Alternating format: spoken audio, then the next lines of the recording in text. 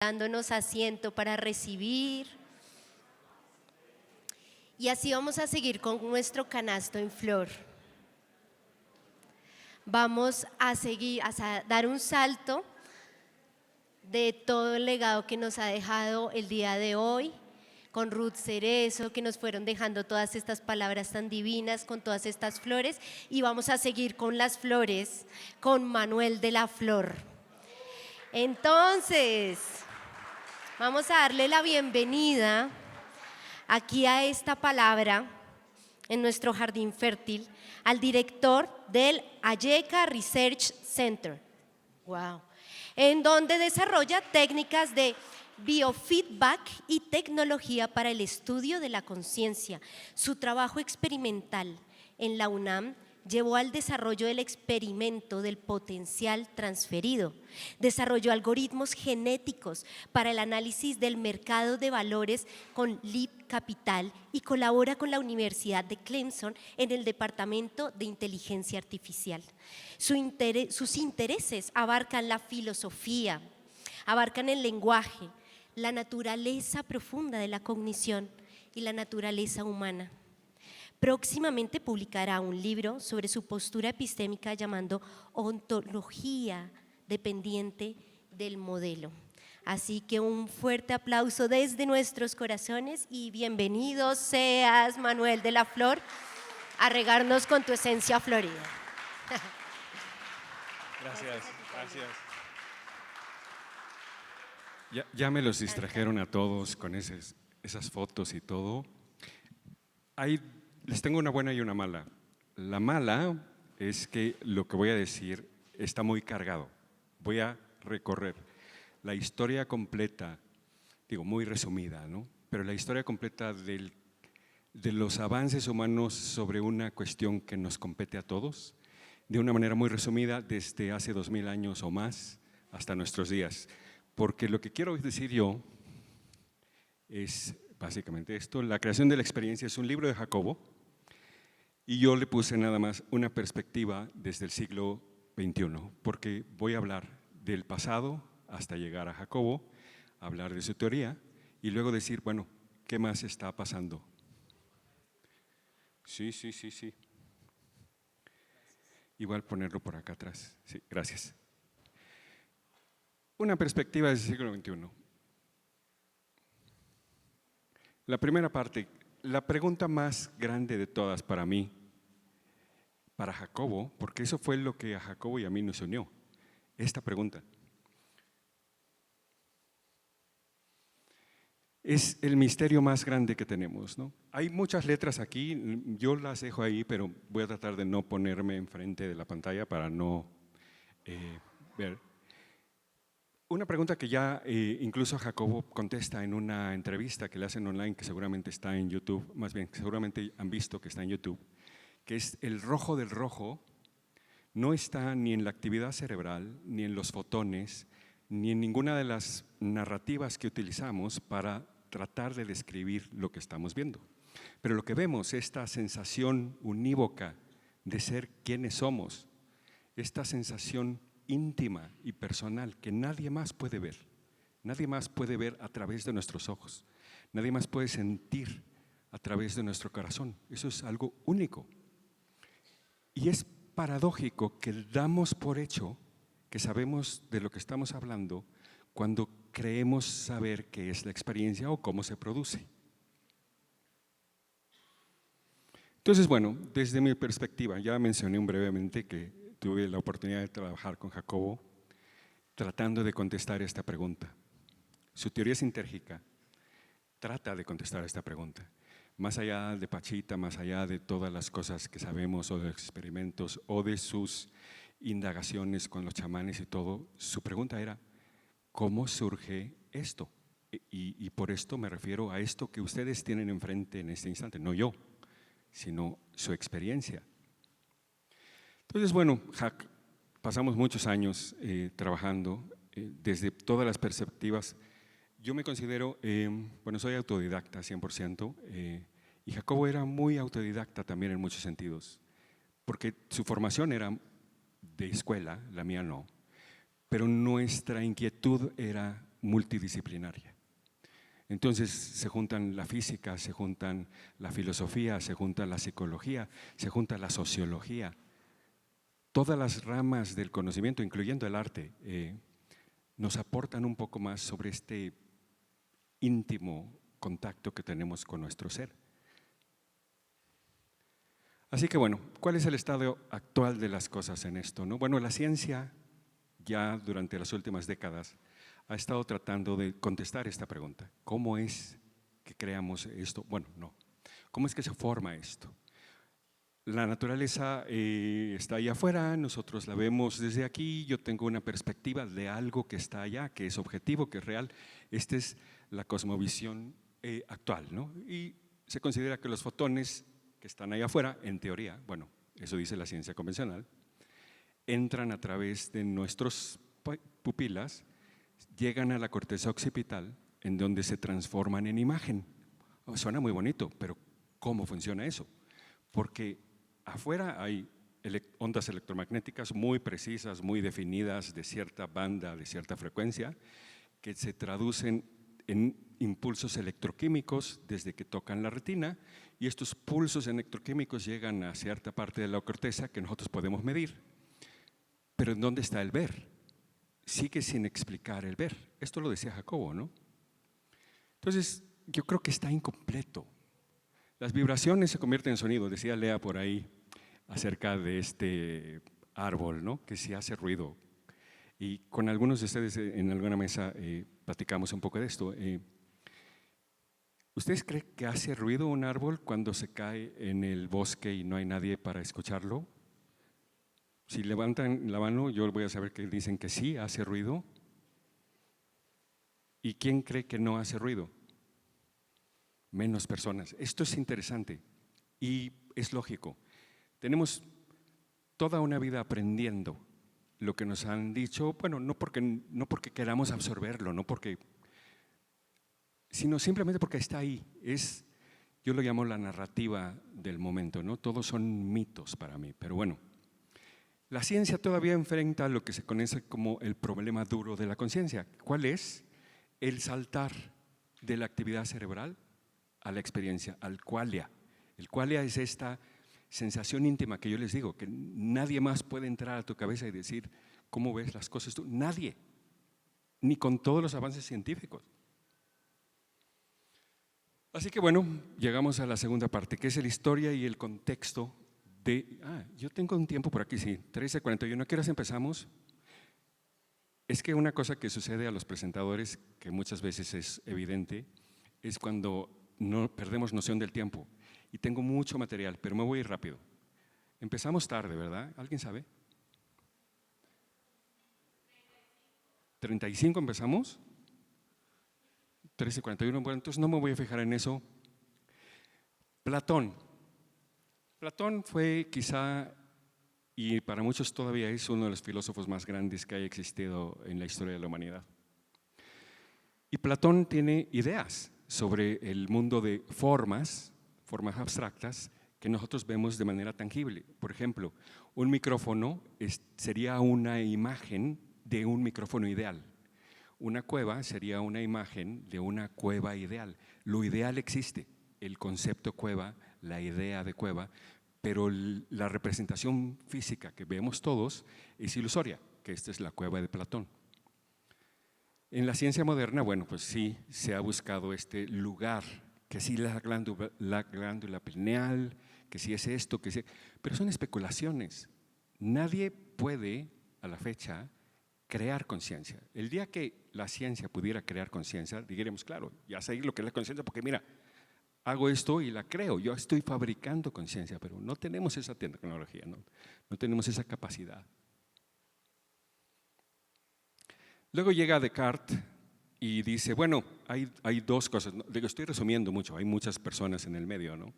Pero Descartes dice, hay básicamente dos cosas, una sustancia material, el mundo que todos vemos, tocamos, y una sustancia mental o espiritual, que es lo que nos compone a nosotros. Y claro, en la religión esto se utiliza mucho, al menos en la religión cristiana, Es muy normal y muy común pretender o creer que está el espíritu, está el cuerpo, y el espíritu entra en el cuerpo o encarna cuando nacemos, y bueno, el espíritu se separa cuando el cuerpo muere, ¿no?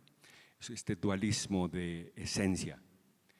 El dualismo, bueno, trata de ver estas dos sustancias únicas en el universo como algo que interactúa durante algún tiempo. Todos tratando de contestar. Luego llegamos al materialismo. El materialismo, pues, es esto que nos dice que todo lo que existe en el universo es materia. El universo está compuesto de átomos, de fuerzas elementales, de árboles que caen y hacen ruido.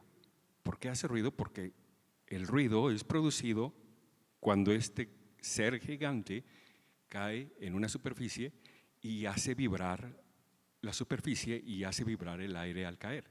Eso es el ruido, de acuerdo, claro, al materialismo, que sigue diciendo las cosas como supuestamente son.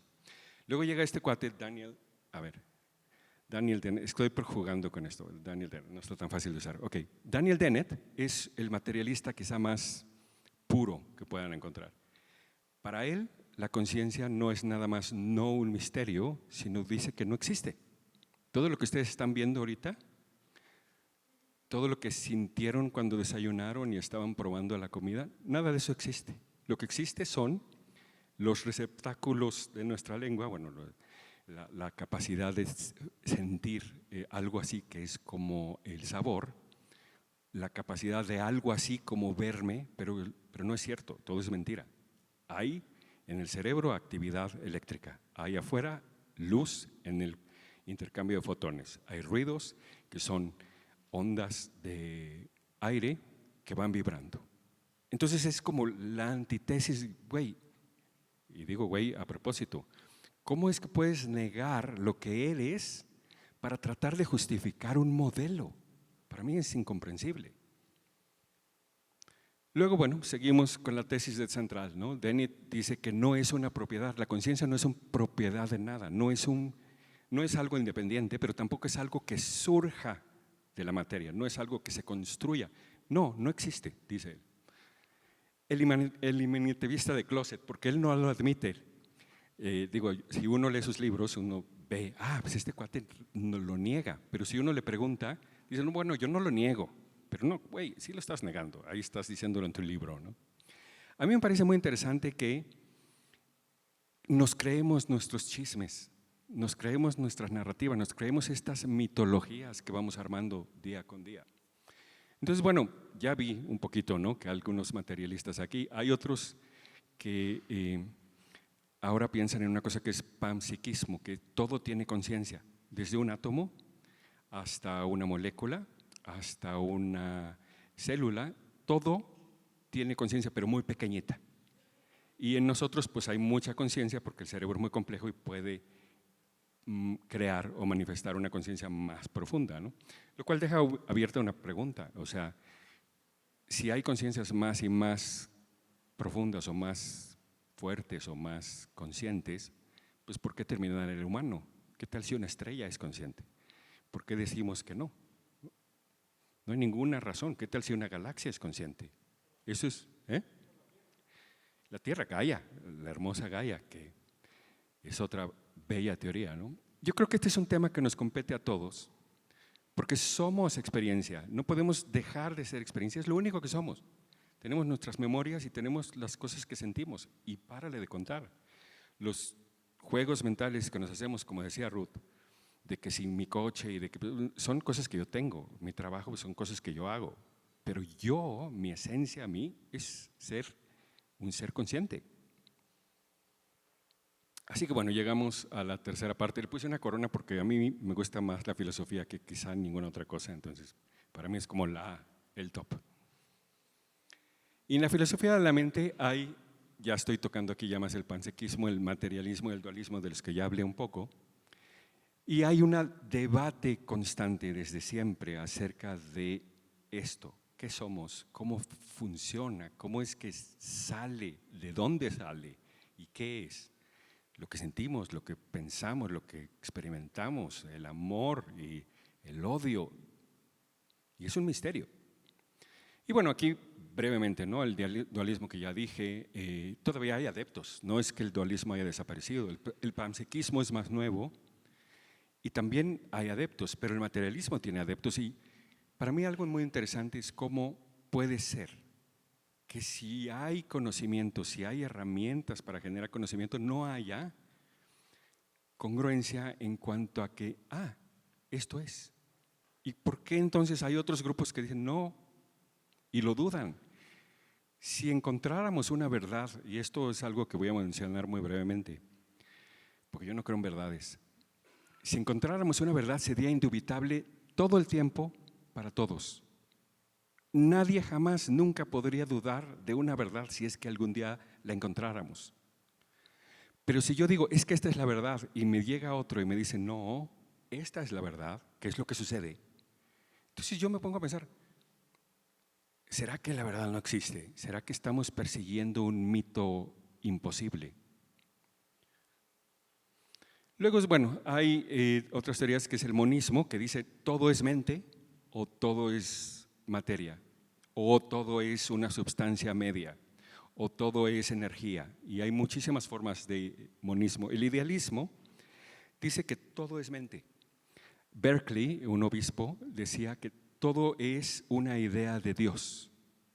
Todo lo que nosotros tocamos existe dentro de esa conciencia. Esa conciencia es lo único que existe, es la conciencia divina, en donde nosotros somos como pequeñas semillitas o que participamos de eso.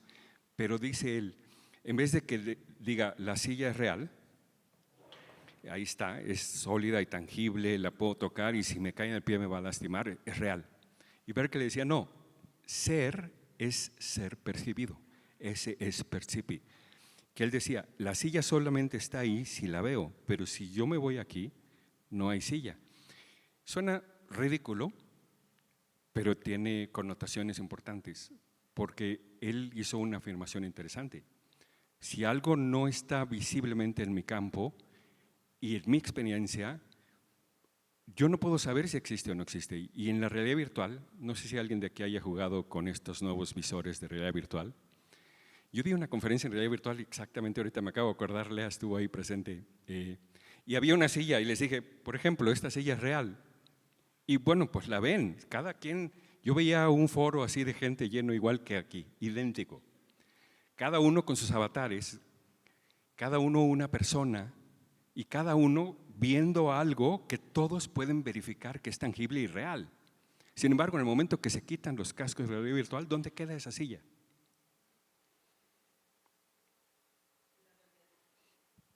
Que no está a menos que tú estés, que no existe el sonido a menos que tú participes del sonido. Se ejemplifica mejor con el sabor.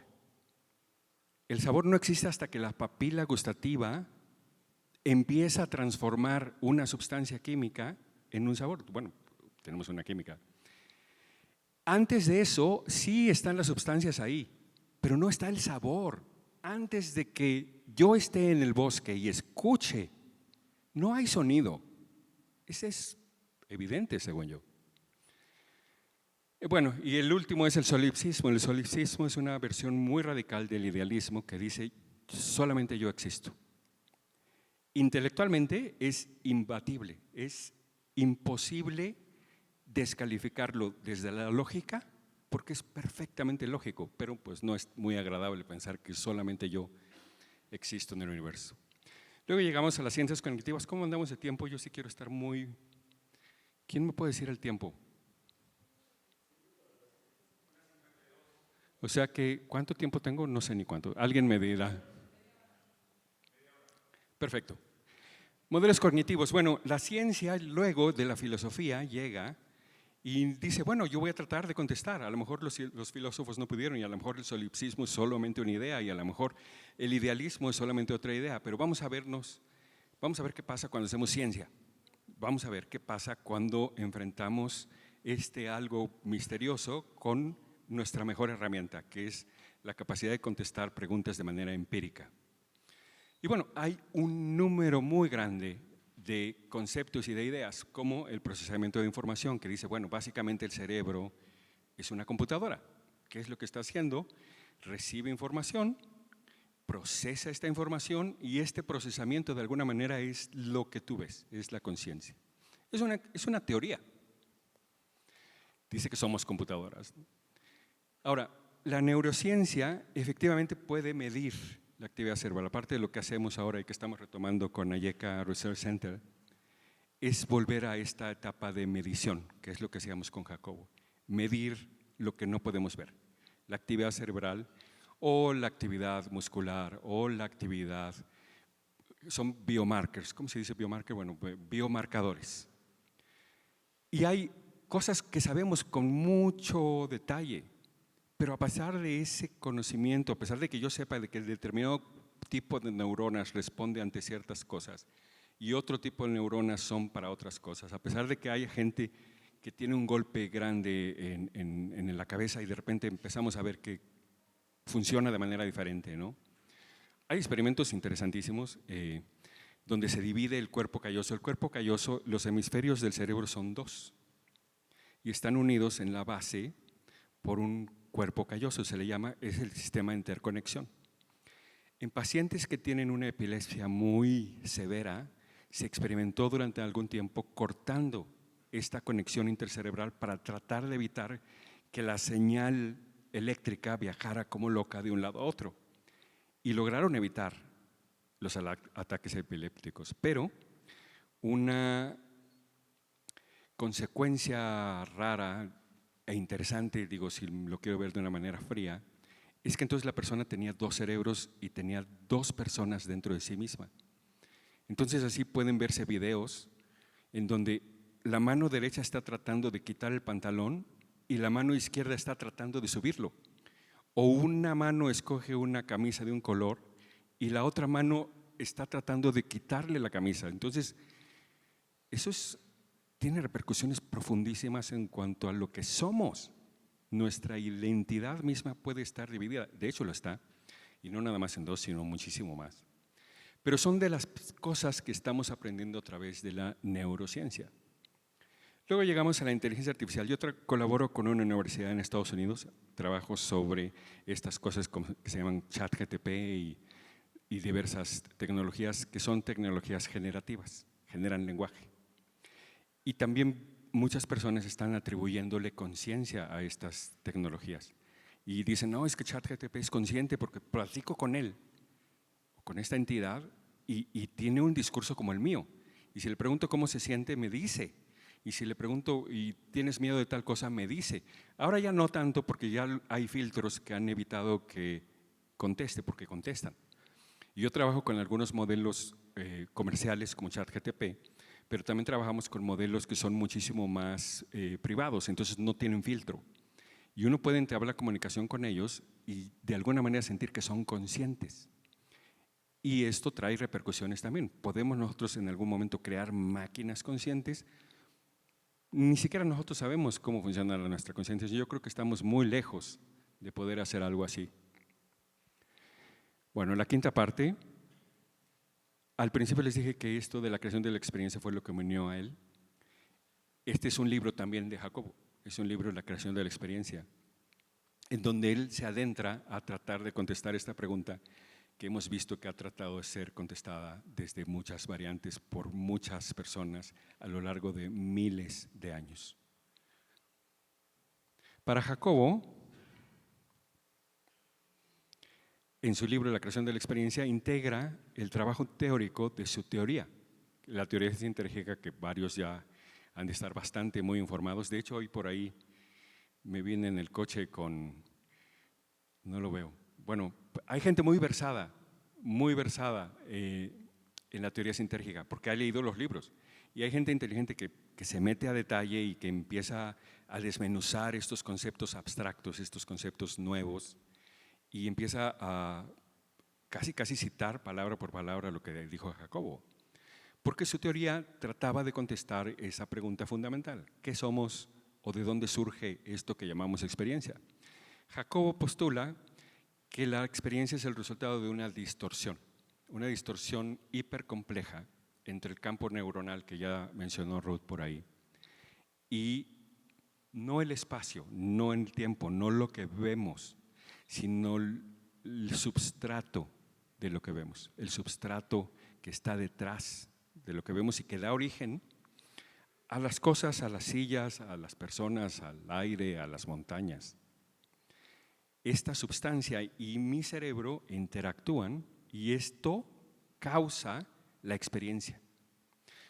Es una teoría interesante, es una teoría que él quiso siempre tratar de no comprobar, porque una teoría no puede comprobarse, y eso es una plática que no viene al caso ahorita. Una teoría puede descomprobarse o puede mostrarse incorrecta.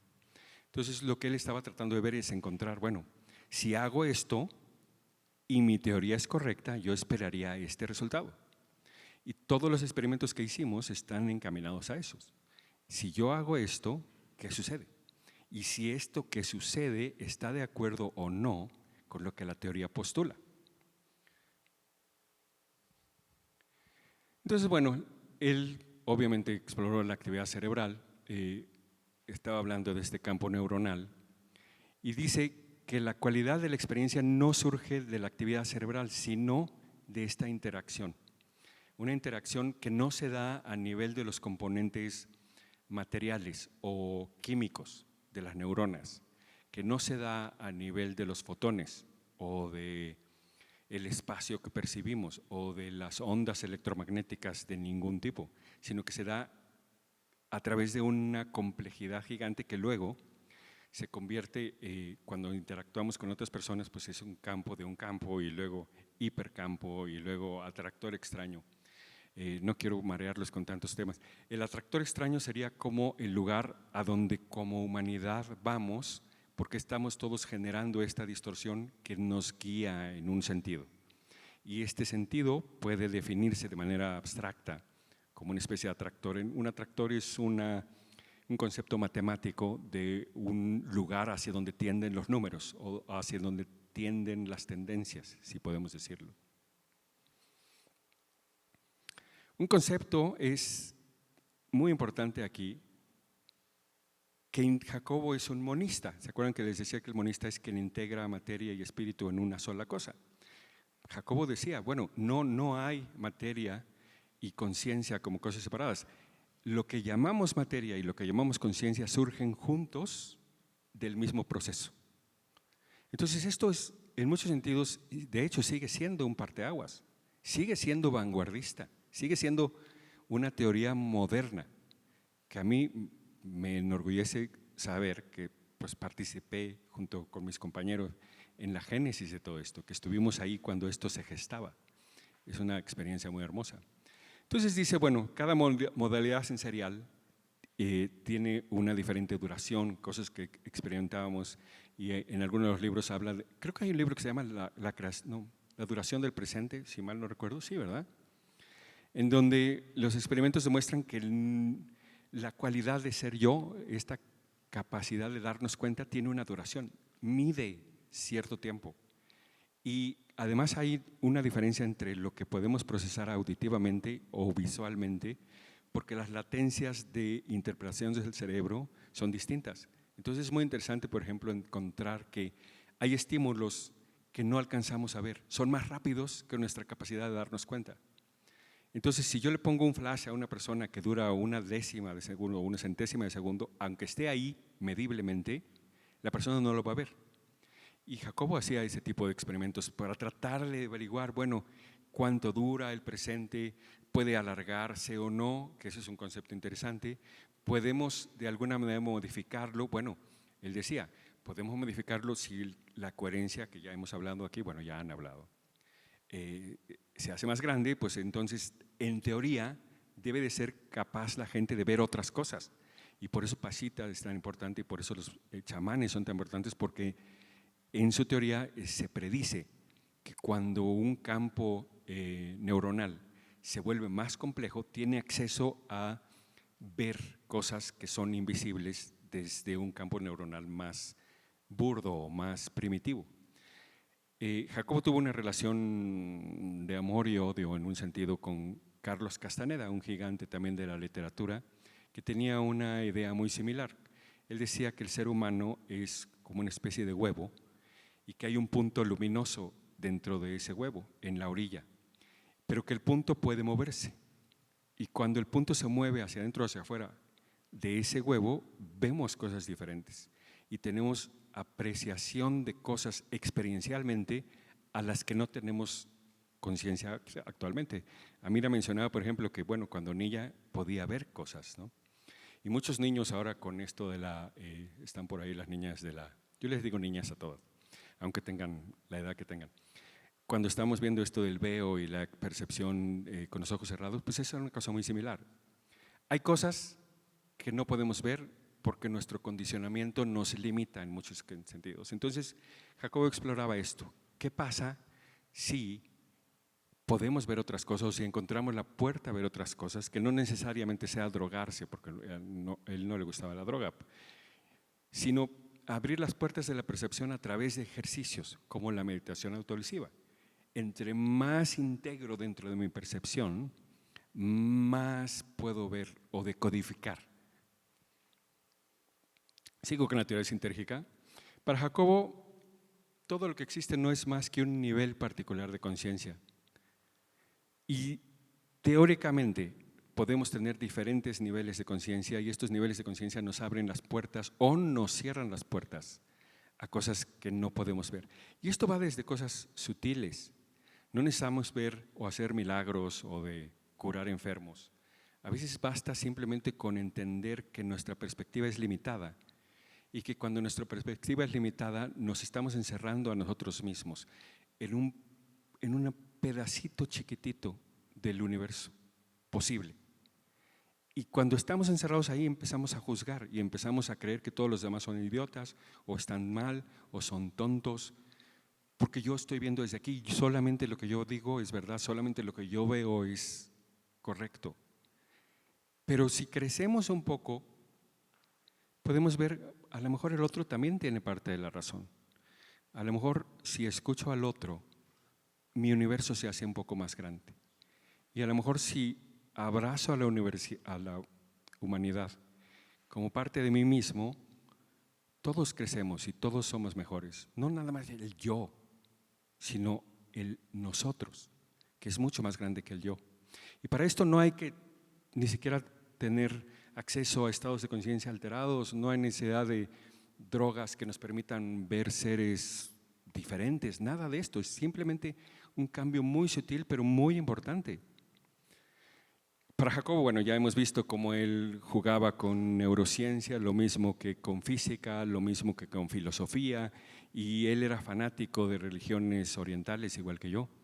Leíamos de taoísmo y de budismo y los diferentes tipos de budismo, las diferentes meditaciones, los diferentes estados de conciencia adquiribles según las tradiciones de diversas culturas, y estábamos todo el tiempo inmersos en este tipo de cosas. Es como una forma muy, bueno, pongo ahí, proponiendo audaces hipótesis sobre la naturaleza fundamental de la realidad. Volviendo a esto de que la realidad no es lo que está allá afuera, la realidad es lo que yo veo, lo que yo siento, lo que vivo. Lo demás es especulación. Que si hay vida en otros planetas, digo, a mí me encanta pensar que sí. Pero no me compete hasta que los veo. Lo que me compete hoy es compartir con ustedes. Más al rato, disfrutar de una buena comida, disfrutar de la familia, disfrutar las cosas que vivimos. ¿Qué más puede ser importante? Claro, a veces hay cosas que tienen cierta importancia, ¿no?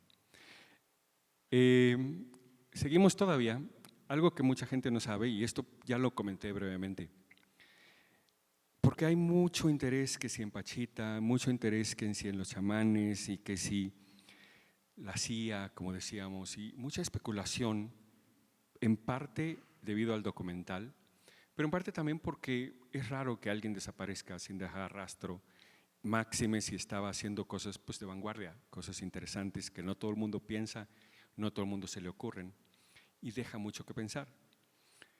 Pero para mí lo que define a Jacobo, su trabajo, es esta necesidad de contestar esta pregunta. Y esta necesidad de contestar esta pregunta lo hace generar esta teoría, la teoría sintérgica, y todo el trabajo que hacíamos en el laboratorio era tratar de contestar esa pregunta. era tratar de entender cómo es que vemos lo que vemos, de dónde sale, qué es. Bueno, ya lo dije todo lo que está ahí. Lo que nos lleva a la sexta y última parte. ¿Cómo vamos de tiempo? Perfecto. Perfecto.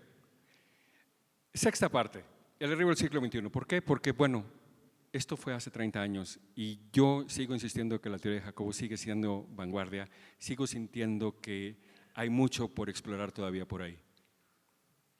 Pero, bueno, Jacobo no está ahí. Al principio mencionaba yo que no hay verdades. No voy a entrar en ese tema porque es un tema complejo, pero sí voy a entrar en esto de la definición de la conciencia. Yo no creo que exista una definición.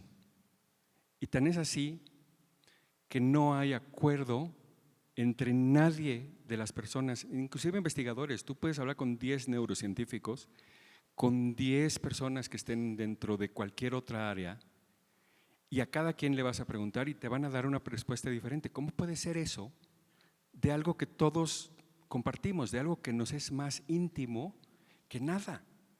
¿Cómo pueden no haber acuerdos ni siquiera en una definición?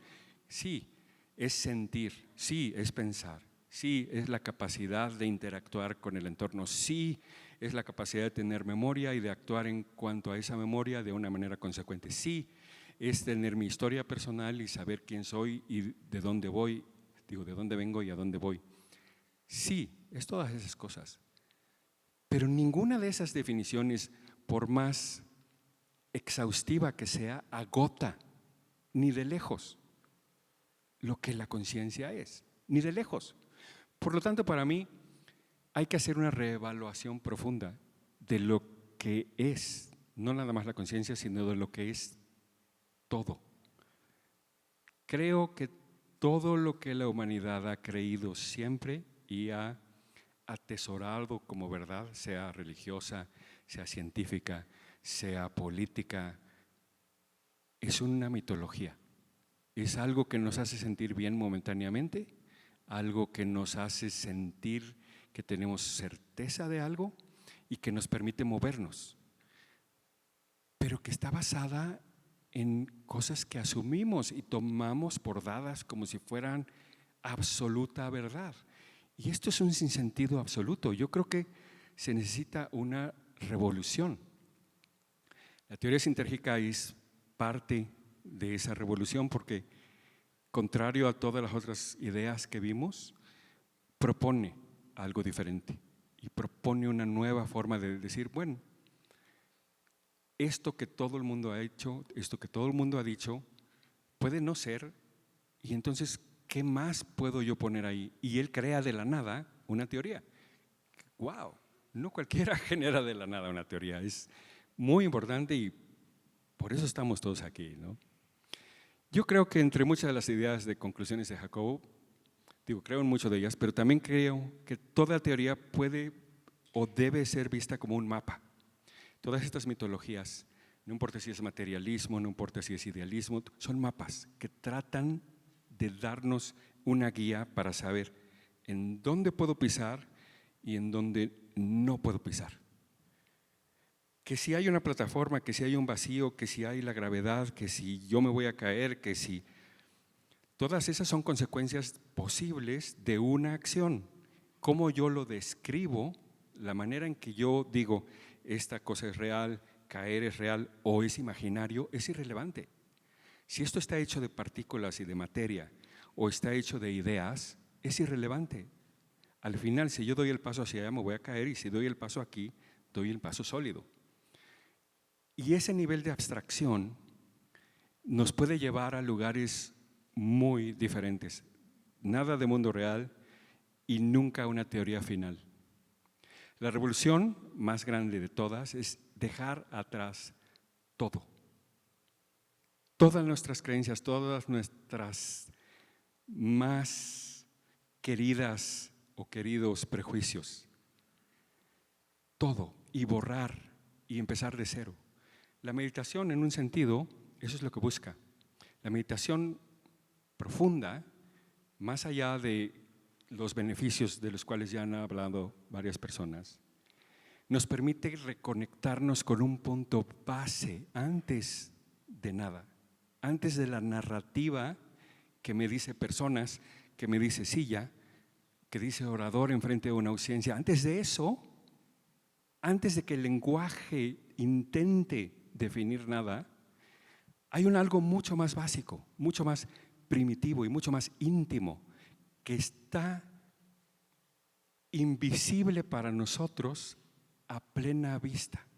No podemos dejar de verlo y sin embargo no sabemos que está ahí. Este acto puro de conciencia nos puede llevar a niveles que todavía no conocemos. Y bueno, hablaré un poco de lo que yo he estado trabajando desde que estuve ahí con Jacobo. Yo llevo muchos años diseñando un campo, una nueva manera de ver las cosas, que yo le llamo ontología dependiente del modelo, es la traducción en español, ¿no? Es una forma diferente de acercarnos a todo y de dejar atrás todo, de romper con todos los preconcebidos, con todas nuestras ideas, con todas nuestras creencias y empezar de nuevo. Es una perspectiva en donde evalúo toda creencia humana de cualquier época, de cualquier área, desde una perspectiva neutra, en donde yo ya no juzgo qué es verdad o qué es mentira. Yo lo único que veo son piezas de un rompecabezas y que todas las piezas son valiosas. Todas las creencias humanas consisten en representaciones construidas para hacer frente a posibilidades y restricciones, como esto tan simple. Yo puedo definir una silla como algo en lo que me puedo sentar. Hace ratito nos paramos en una silla. Puedo definirla como algo que puedo vender porque representa un interés económico. Puedo decir que es una antigüedad. Puedo decir que es la silla de mi abuelita y la recuerdo con mucho cariño. Puedo decir 1.000.000 de cosas sobre la silla. ¿Por qué voy a decir que una de estas cosas es más real que otra? ¿Por qué el hecho de que es materia es más relevante a que es la silla de mi abuelita? No tiene ningún sentido. Lo que es para nosotros depende de quiénes somos nosotros. Y toda versión de cualquier cosa que digamos que es, tiene el mismo valor y el mismo significado. Dejamos entonces de ver el mundo como algo predado, algo que ya está, algo que todos sabemos. Y empezamos a ver el mundo con un sentido de admiración. Cualquier cosa es posible, pero tampoco el relativismo, ojo, porque tampoco estoy diciendo, entonces todo vale lo mismo, es diferente que eso. Lo que es la ontología dependiente del modelo es un marco epistémico que permite ver y valorar y catalogar toda creencia humana y poder así crear mapas que son más constructivos, que son más eficaces, que son más eficientes, que nos permiten construir y nos van a permitir construir a futuro cosas que no podemos ni imaginar. Todo lo que estamos viendo aquí en nuestro alrededor, la pantalla, este micrófono, los apuntadores, gente con luces, nada de esto existía hace 300 años. Todo lo que estamos aquí haciendo sería inverosímil, sería wow, ciencia ficción para alguien 300 años. Ahora imagínense a alguien de hace 5.000 años o de hace 100.000 años cuando estábamos en cavernas. De repente tú traes aquí a un hombre de las cavernas y no va a entender nada. Va a ver un avión y no existe avión en su mente. No existe avión porque no hay conceptos para ver un avión. Nosotros tenemos conceptos que nos permiten pantalla, luz, personas, comida, no sé si tengan hambre, pero ya vamos para allá. Sin embargo, insisto, no existe forma actual de predecir a dónde vamos. Por lo tanto, creo que es indispensable 5, 10. Perfectísimo. Hasta los dejo ir temprano.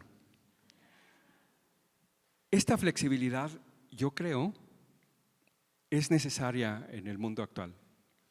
Me ha llevado más de 20 años crear este sistema de pensamiento, si se puede decir. Estoy ahora integrando también conceptos de inteligencia artificial, estoy integrando otros tipos de narrativa para tratar de generar un cambio profundo de todo lo que creemos y que nos puede llevar a lugares, como dije, que no sabemos en dónde están. Abre la puerta a toda nueva teoría o concepto que a nadie se le ocurra jamás. Toda teoría que nadie pueda jamás pensar cabe aquí. Porque es un marco epistémico, está abierto a cualquier cosa. No importa qué tan tonta o inteligente, no importa qué tan genial, qué tan profunda, si contesta 2 preguntas o contesta 100,000 preguntas, eso no importa. Todo se integra, todo puede integrarse y es importante. Porque yo lo veo como un lienzo multidimensional. Para mí el mundo no es esto, sino es un algo abstracto multidimensional que jamás vamos a comprender, nunca. Porque nuestra cabeza nunca va a dar, nuestra cabeza es así. Y el mundo es ilimitado. ¿Cómo jamás podríamos pretender que con palabras, que con conceptos vamos a explicar nada? No, nos hacemos estos juegos mentales y a veces son muy útiles. O sea, yo puedo no caerme de aquí porque sé perfectamente que la consecuencia. Y puedo lanzar un cohete a la luna porque conozco variables físicas y sé que necesito aceleración, masa, que puedo calcular la potencia necesaria, la aceleración que requiero yo para salir de la Tierra. Hay cosas que sabemos con mucha certeza. Yo tengo una clavícula artificial porque me caí en un accidente en moto. No estaría yo aquí si no fuera por la ciencia médica. Entonces, hay muchos avances, pero cada uno de esos avances debemos de acotarlos en su respectiva medida.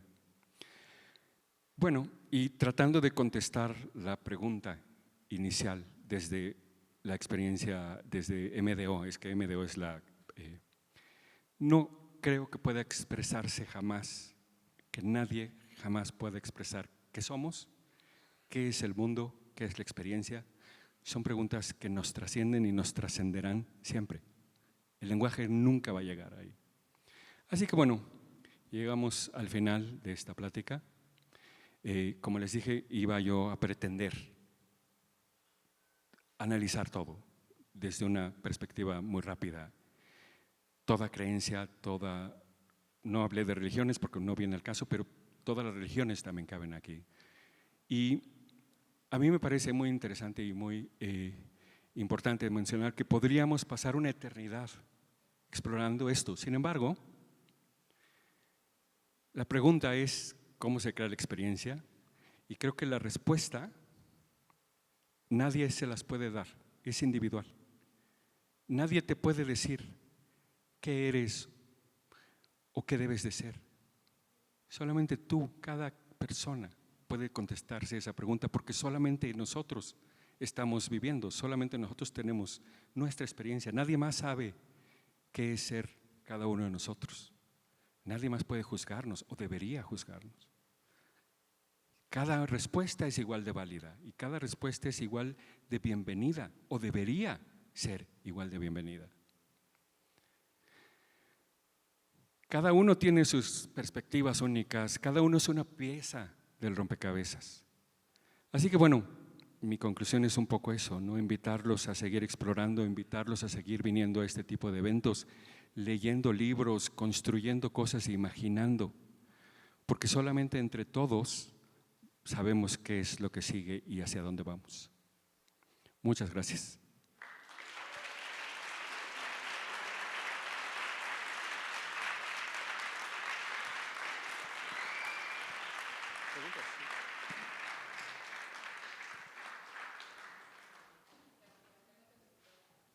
Sí, preguntas, gracias.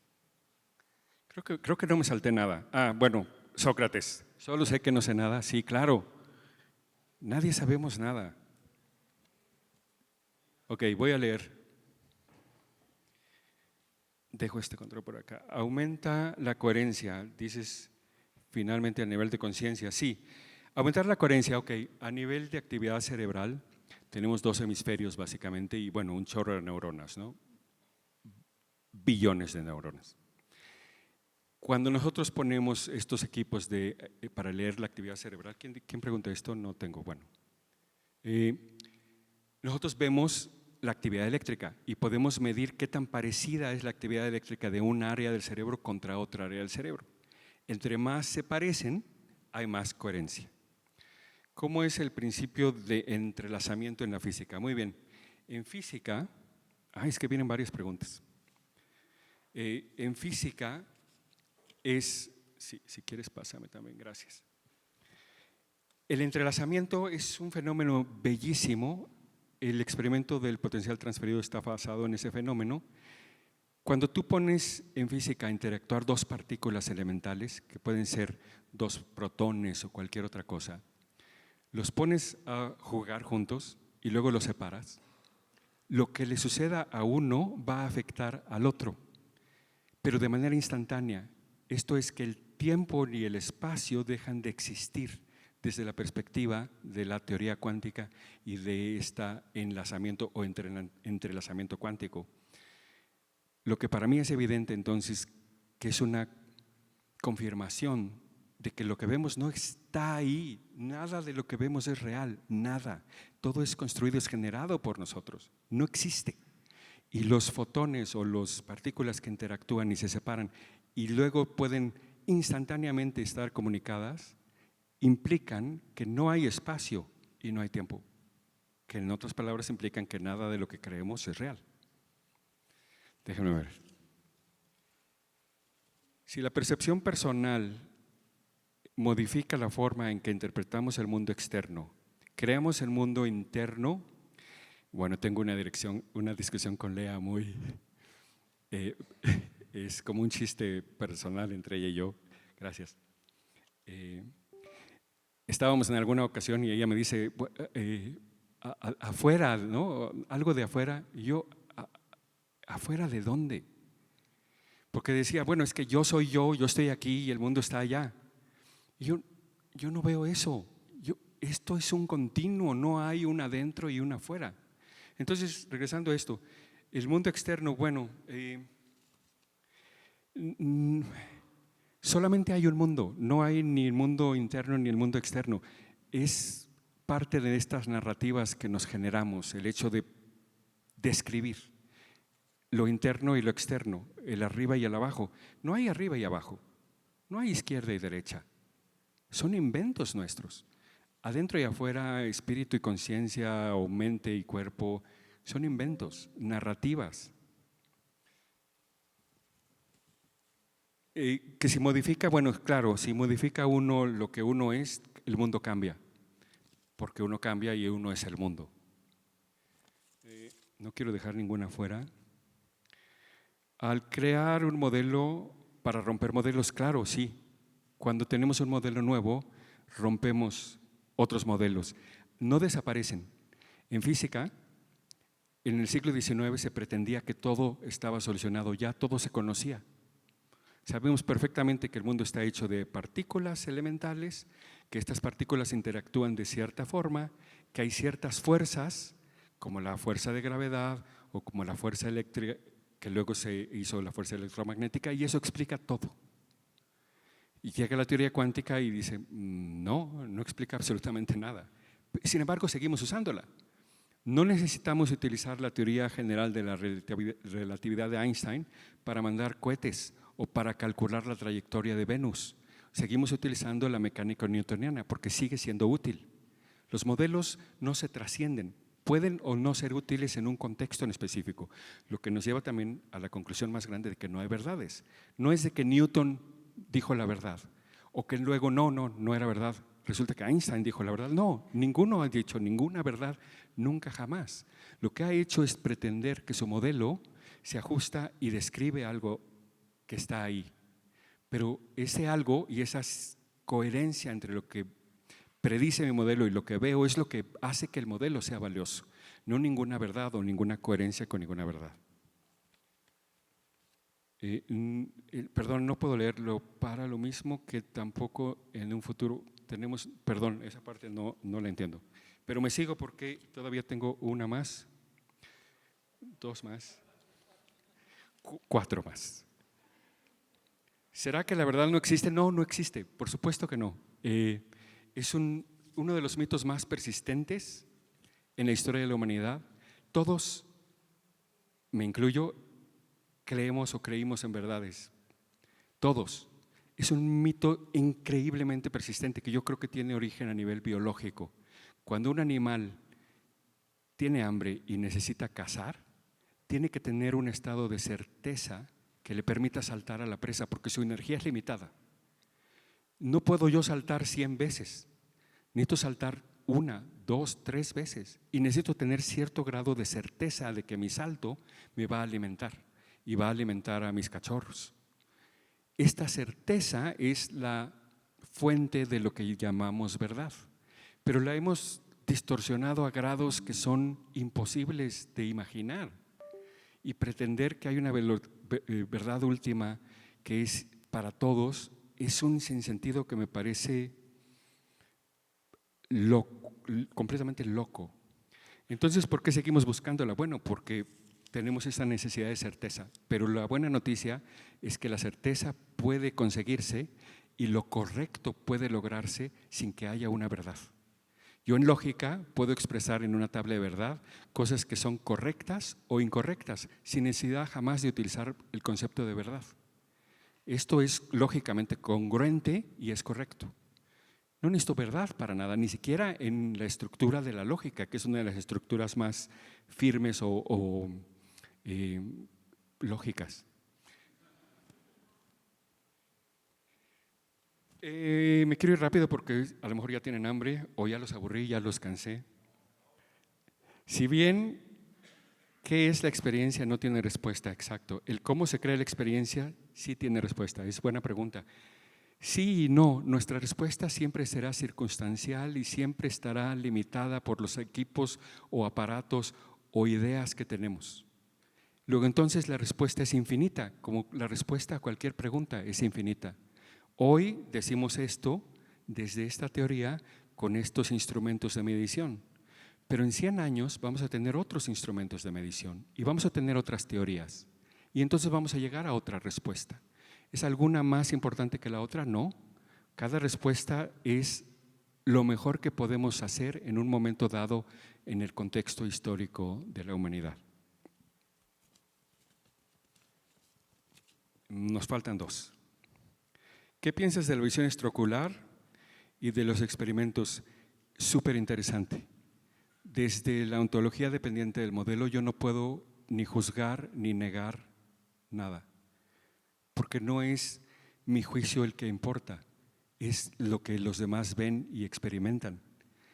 Me intriga, yo no he tenido la oportunidad todavía, pero la tendré, de ver esto con mis propios ojos. Me intriga, me parece interesante, Pachita, me parece interesante. Cualquier cosa que ustedes gusten y manden como telepatía, como aliens, me parece interesante. Y yo creo que negar desde el punto de vista de que mi teoría es la correcta y ustedes están mal, es un acto de arrogancia infinita que no creo que debería caber en nuestras cabezas. Nadie puede decir con certeza nada.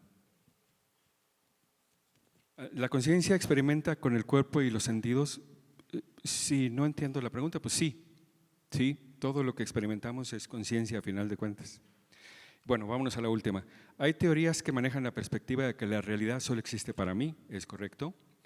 Es una etapa en la que el ego aún está primitivo y manejan a los niños. Sí, ok, sí, en cierto sentido el egoísmo, si así entiendo la pregunta, es una parte un poco primitiva de nuestro ser. Parte primitiva que sin embargo tristemente hay sociedades enteras que están atrapadas ahí. Esta sociedad del consumismo, esta sociedad en donde yo soy lo que yo tengo, en que si yo no tengo el coche último modelo me van a ver como menos, en que si yo no tengo el reloj de $100,000 no valgo nada o no tengo… Es una sociedad de ego. Una sociedad yo, que es, en mi opinión, una de las peores sociedades que pueden existir. ¿Por qué no mejor una sociedad de nosotros? Una sociedad de todos, una sociedad en donde nos abrazamos, no abrazos, no balazos, no nada que ver con eso, en donde todos crecemos al unísono. Al final de cuentas, todos necesitamos a todos. Y esto es una breve reflexión que se me ocurrió en algún momento, antes del yo, necesariamente hay un nosotros. Yo no soy sin mis padres. 2 padres, 4 abuelos, 8 bisabuelos, 16 tatarabuelos, 32, 64, 128, 256, 512, 1024, 2048 y así nos seguimos. Hace 7, 10 generaciones atrás, el que cada uno de aquí, de los presentes, estuviera aquí hoy dependía de la totalidad de lo que 2048 personas hicieron o no hicieron hace 200 años. Si uno de ellos se tropieza y no conoce a la que sería su esposa, nadie estaríamos aquí. Todos estamos unidos, todos somos uno. Es solamente la hipocresía o la no sé qué locura temporal de pretender que somos yo que nos lastima como seres humanos y ahora destruyendo el planeta y haciéndonos guerra unos a otros. ¿Para qué? No lo entiendo. Pero yo quiero cerrar con un tono positivo. Por lo tanto, hay que agradecer a este Señor que nos unió todos aquí hoy y yo les agradezco su presencia y sus preguntas y su atención.